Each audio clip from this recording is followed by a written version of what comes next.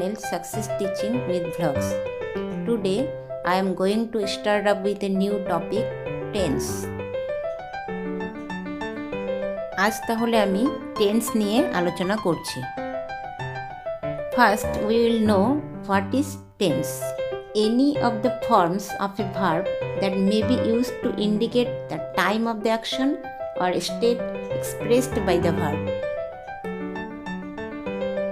অর্থাৎ কোনো ক্রিয়ার সেই সব রূপগুলির একটি যা সেই ক্রিয়াটি দ্বারা প্রকাশিত কাজ বা অবস্থার সময় ইঙ্গিত করতে ব্যবহৃত হতে পারে। অর্থাৎ এই কথাটার মানেটা আমি আরও ভালো করে বলছি।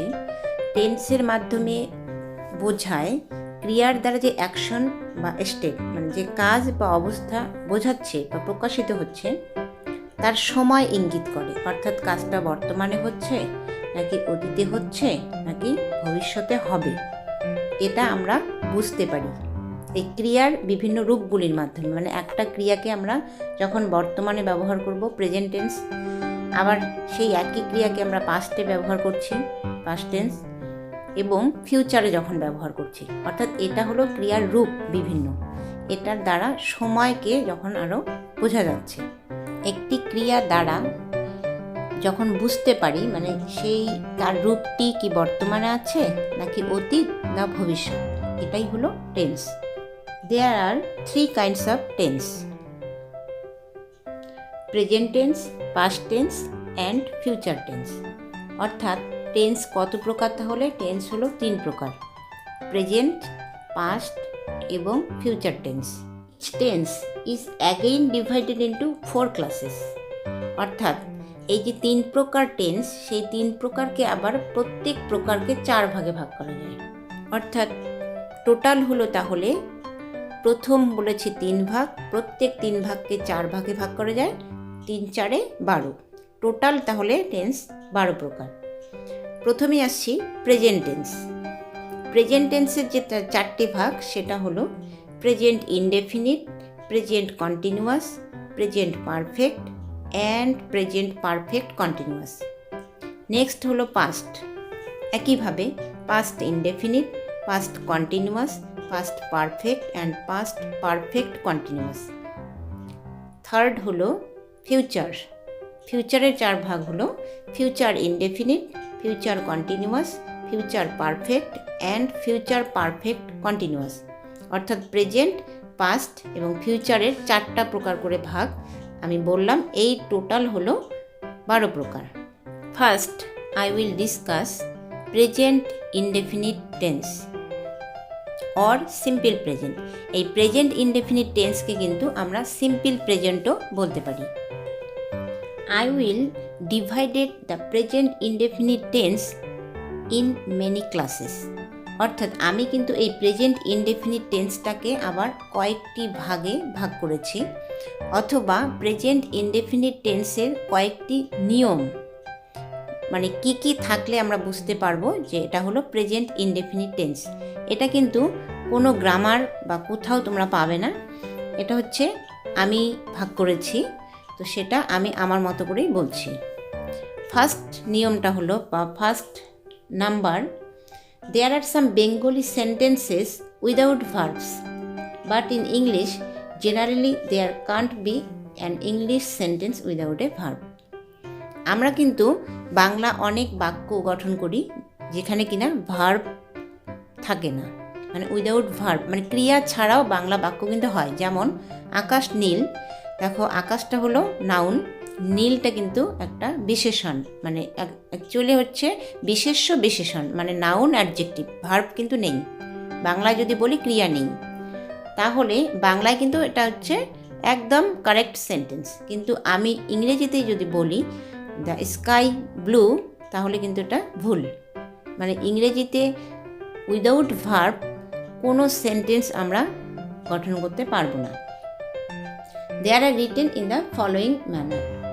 যেসব বাংলা বাক্যে ক্রিয়া থাকে না সেই সব ক্রিয়া কিন্তু ধরে নিতে হয়, কারণ ইংরেজিতে ক্রিয়া ছাড়া কোনো বাক্য গঠন হয় না। ক্রিয়াগুলি হলো হয়, হই, হও এবং হন। আমি একটু আগেই বলেছি যে বাংলা ওভাবে বাক্য হলেও ইংরেজিতে কিন্তু ক্রিয়া ছাড়া আমরা কোনো বাক্য গঠন করতে পারি না। তাই যেসব বাংলা বাক্যে ক্রিয়া থাকবে না সেগুলির ক্রিয়াগুলো আমরা ধরে নেব, হই, হও, হয় এবং হন। অ্যাজ ফর এক্সাম্পল, আমি হই, আই অ্যাম, তুমি হও, ইউ আর, সে হয়, হি ইজ, ইহা হয়, ইট ইজ, লীলা হয়, লীলা ইজ, আমরা হই, উই আর, তোমরা হও, you are, etcetera.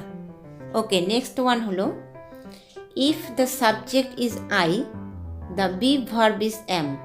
If the subject is third person singular number, the be verb is. You and the plural number subjects take are as the be verb.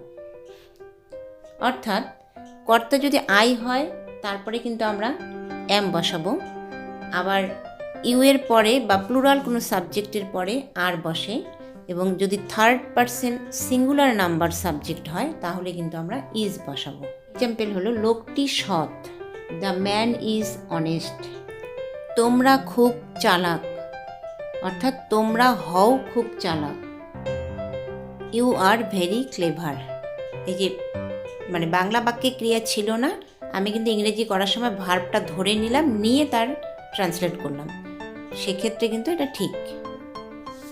Next one হলো, if there is a subject of a Bengali sentence ending in a র with the main verb আছে, the English translation of such a sentence will be as follows.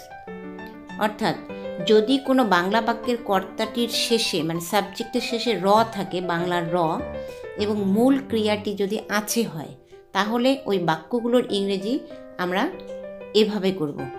অর্থাৎ এগুলো কিন্তু সবই present indefinite বা simple present টেন্সের নিয়ম। যেমন আমার আছে আই হ্যাভ, আমাদের আছে উই হ্যাভ, তোমার আছে ইউ হ্যাভ, তোমাদের আছে ইউ হ্যাভ, তাহার আছে হচ্ছে পুরুষ মানুষ হি হ্যাজ, তাহার আছে স্ত্রী শি হ্যাজ, ইহার আছে ইট হ্যাজ, রামের আছে রাম হ্যাজ, তাহাদের আছে দে হ্যাভ। ওয়ান হলো, the word can and may mean in Bengali পাড়া, but may reflects desire, but can refers to strength. So the English of para is can when strength is necessary, but may is used to express willingness.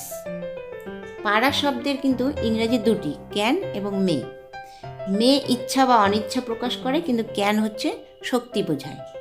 এটা হচ্ছে present indefinite টেন্সের আরেকটি নিয়ম। যেমন আমি বাড়ি যেতেও পারি নাও পারি, I may go home. I may go home মানে আমি বাড়ি যাবই এরকমটা নয়, আমার ইচ্ছে, আমি বাড়ি যেতেও পারি নাও যেতে পারি। কিন্তু লোকটি অনায়াসে একটি বস্তা তুলতে পারে, the man can lift a sack easily. অর্থাৎ এখানে কিন্তু আমি মে বসাতে পারবো না, একটা বস্তা তুলতে কিন্তু প্রচণ্ড শক্তি লাগবে, তাই এখানে আমাকে পারে হচ্ছে ক্যানই বসাতে হবে। নেক্সট ওয়ান হলো, if there is a thing somewhere in a Bengali sentence, the English translation of that sentence will begin with there is. If we ask the verb have or has with what, the answer will have to be placed after there is. The other words will come last. অর্থাৎ কোথাও যদি একটি জিনিস আছে এটা বোঝায়, তাহলে বাক্যের ইংরেজিটা আমরা কিন্তু দেয়ার ইজ দিয়ে শুরু করব। আর কি আছে, দেয়ার ইজের পরে কি বসাতে হবে, কি আছে এর উত্তরে যে ওয়ার্ড পাওয়া যাবে সেটা কিন্তু দেয়ার ইজের পরে বসবে। এক্সাম্পল দিলেই বোঝা যাবে, ওই গ্রামে এই গ্রামে একটি প্রাথমিক বিদ্যালয় আছে। অর্থাৎ এই বাক্যটি কোথাও একটা জিনিস আছে বোঝাচ্ছি, এই গ্রামে একটা জিনিস কি আছে না প্রাথমিক বিদ্যালয়, তাই এই সেন্টেন্সটা কিন্তু আমরা দেয়ার ইজ দিয়ে শুরু করব। There is a primary school in this village. আর কি আছে যে কোশ্চেন করে আমরা পেলাম হলো primary school. So there is a primary school in this village. Next one হলো, if there are more than one things in a Bengali sentence, the English translation of the Bengali sentence will begin with there are. একইভাবে এর আগের নিয়মটাতে যেরকম বলেছি যে কোথাও একটি জিনিস থাকলে এখানে কিন্তু যদি কোথাও একটার বেশি জিনিস আছে বোঝায়, তাহলে আবার আমরা ওই সেন্টেন্সটি দেয়ার আর দিয়ে শুরু করব। যেমন গ্রামটিতে অনেক ধান ক্ষেত আছে, অনেক ধান ক্ষেত। There are many paddy fields in the village. পুকুরে অনেক মাছ আছে। There are many fishes in the pond. অর্থাৎ যে অনেক কোথাও একটা আছে আবার অনেক জিনিস, এরকম হলে কিন্তু সেই সেন্টেন্সটা দেয়ার আর দিয়ে শুরু করব। Next one, if A Bengali sentence is such as not to have a subject at all, or if this sentence has a subject but not clear, the beginning of such sentences in English will be with it is. অর্থাৎ কোনো বাংলা বাক্যে যদি কর্তা দেওয়া না থাকে বা থাকলেও সেটা যদি ক্লিয়ার না থাকে, অস্পষ্ট হয়, মানে আমরা ঠিকমতো বুঝতে পারছি না কোথায় সাবজেক্ট, কোনটা সাবজেক্ট, তাহলে কিন্তু ওই বাংলা বাক্যগুলো আমরা ইট ইজ দিয়ে শুরু করব। অ্যাজ ফর এক্সাম্পল হলো এখন শীতকাল। দেখো এখানে কিন্তু সাবজেক্ট ক্লিয়ার নয়, এখন শীতকাল।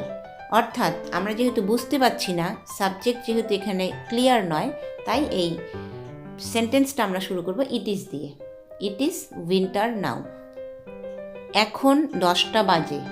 এখানেও দেখো আমি যদি বলি যে কোনটা সাবজেক্ট, ক্লিয়ার কিন্তু বোঝা যাচ্ছে না, সেক্ষেত্রেও আমরা ইট ইজ দিয়ে শুরু করব। ইট ইজ 10:05 নাও, বা it is 5 minutes past 10 now, etcetera. এখন 10টা বাজতে 5 বাকি। এই যে টাইমের ক্ষেত্রে আমি একটুখানি বলে নিচ্ছি, যেমন ধরো ঘড়ি দেখতে বলা হলো, সেটা ইংরেজিতে বলতে হবে। যদি বাকি থাকে সেক্ষেত্রে কিন্তু আমরা টু বসাবো। কিসের পরে টু বসাবো, মানে কত মিনিট বাকি সেটা টু। যেমন আমি যদি বলি এখন 10টা বাজতে 5 বাকি, ইট ইজ 5 minutes, মানে কটা বাকি, 10টা বাজতে কত মিনিট বাকি, 5 মিনিট, সেটা আগে বলে নেব। ইট ইজ 5 minutes to 10, অর্থাৎ 10টা বাজতে 5 মিনিট বাকি। বাকিটার ক্ষেত্রে ওটা হচ্ছে টু বসবে।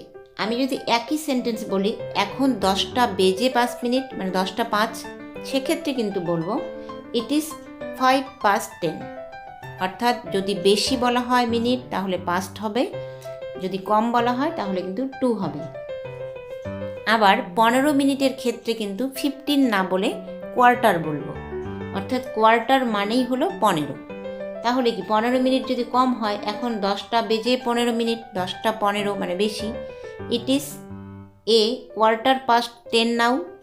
আবার যদি বলি 10:45, মানে 10টা বাজতে 15 মিনিট কম, সেক্ষেত্রে কিন্তু বলতে হবে it is a quarter to 10।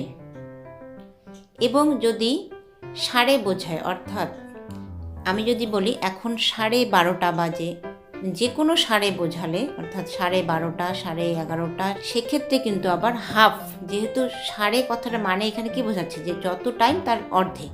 11:30 মানে 11:30, অর্থাৎ আর 30 মিনিট হলে পুরো 1 ঘন্টা হয়ে যাবে। সেই জন্য আমরা কিন্তু একটা হাফ বসাই। এখন 10:30 মানে ইট ইজ হাফ পাস্ট 10, এই হাফ কথাটা বসাতে হবে। নেক্সট ওয়ান হলো if the verb of a Bengali sentence ends in তে হয়, the English translation of such sentences is like this. অর্থাৎ যেসব বাংলা বাক্যের ক্রিয়ার শেষে তে হয় থাকে তাদের ইংরেজি আমরা এভাবে করব। আমাকে যেতে হয়, আই অ্যাম টু গো। আর আমাদেরকে যেতে হয়, উই আর টু গো। তোমাকে যেতে হয়, ইউ আর টু গো। তোমাদেরকে যেতে হয়, you are to go. As for example, মাকে রোজ রান্না করতে হয়, mother is to cook daily. অর্থাৎ মাকে রোজ রান্না করতে হয়, যেতে হয়, ওই ভার্বটার পরে টু বসবে। Mother is to cook daily. Last one হলো original form of the verb do, come, read, write, etcetera. অর্থাৎ বাংলা ক্রিয়া যদি করি, করো, করে এগুলো থাকে, বা লিখি, বসি, তাহলেও হচ্ছে প্রেজেন্ট ইনডেফিনিট টেন্সে আমরা করব। যেমন আমি করি, আই ডু। আমি লিখি, I write, etc. So, what we learned today? We learned today tense, what is tense, kinds of tenses, and present indefinite or simple present tense. In my next video, we will learn present continuous tense. Watch my next video. Thank you so much. Be safe, be healthy.